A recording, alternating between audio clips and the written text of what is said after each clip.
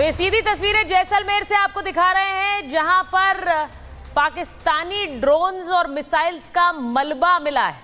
ये तस्वीरें जैसलमेर की हैं, जेसीबी मशीन आप देख सकते हैं। और ये सारे वो शहर हैं जहां से अलग अलग जगहों पर मिसाइल ड्रोन्स के मलबे मिल रहे हैं। वैभव हमारे साथ जुड़ रहे हैं। वैभव, जरा बताइए क्या कुछ हो रहा है वहां पर।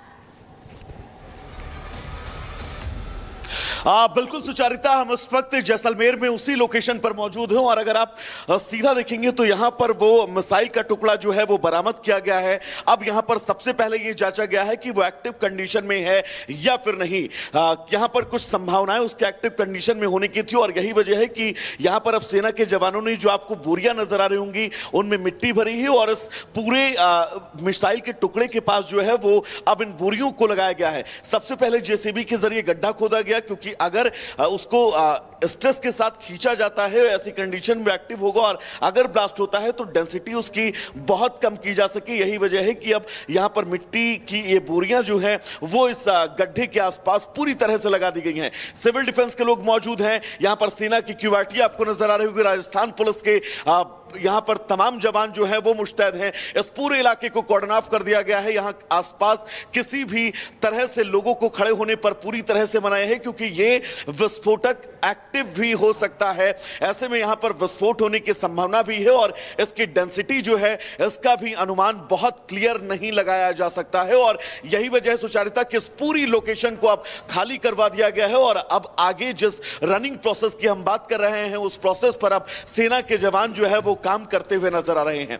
कल हमारी भारतीय वायुसेना ने कल जिस तरह से अपने अदम्य साहस का परिचय दिया, हमारे एयर डिफेंस सिस्टम ने पाकिस्तान की तरफ से आई उन तमाम मिसाइलों को डिफ्यूज कर दिया, लेकिन जैसलमेर में पड़ा ये वो मिसाइल का टुकड़ा जो इन दीवारों के ठीक पीछे है और इन बोरियों के ठीक सेंटर में वो टुकड़ा इस वक्त मौजूद है, जो जमीन के अंदर कितनी डेप्थ में धंसा हुआ है इसको लेकर भी अब अंदाजा लगा लिया गया है। लेकिन अगर ये एक्टिव कंडीशन में है तो इस धमाके की डेंसिटी को बहुत कम किया जा सके। अब फिलहाल उसकी कवायद जो है वो की जा रही है। ये तस्वीर आप देख सकते हैं, यहां पर सिविल डिफेंस के लोग अब मीडिया वालों को भी बहुत पीछे हटने के लिए कह रहे हैं। आपके पास आएंगे, इस बीच बड़ी खबर आ रही है, माफ कीजिएगा आपको रोक रहा हूं, आपके पास आएंगे। बड़ी खबर, पाकिस्तानी पोस्ट को तबाह कर दिया गया है। जवाबी कार्रवाई में पाकिस्तानी पोस्ट तबाह हुआ है।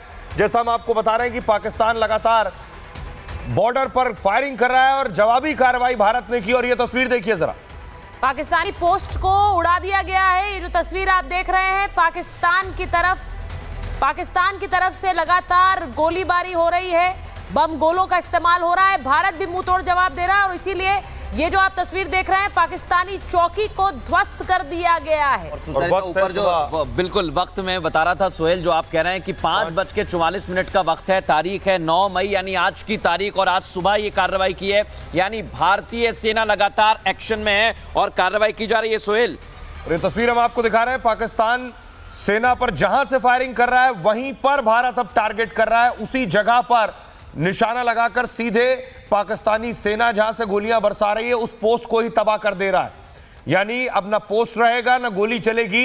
इसलिए खबर यह भी है कि अब कोशिश यह है कि पोस्ट पर खासतौर पर टारगेट किया जाए, जिससे पाकिस्तानी सेना जो हर रोज सीज फायर वायलेशन कर रही है और फायरिंग कर रही है उन्हें वहां से खदेड़ा जा सके, उनकी सारी हिमाकत खत्म की जा सके। ये जो तस्वीर मैं आपको दिखा रहा हूं, ये बाकायदा वक्त भी इसमें आ रहा है 5:44, सुबह 5:44, यानी रात भर पाकिस्तानी सेना एलओसी पर फायरिंग कर रही थी और सुबह भी इन्हें गिरा दिया गया।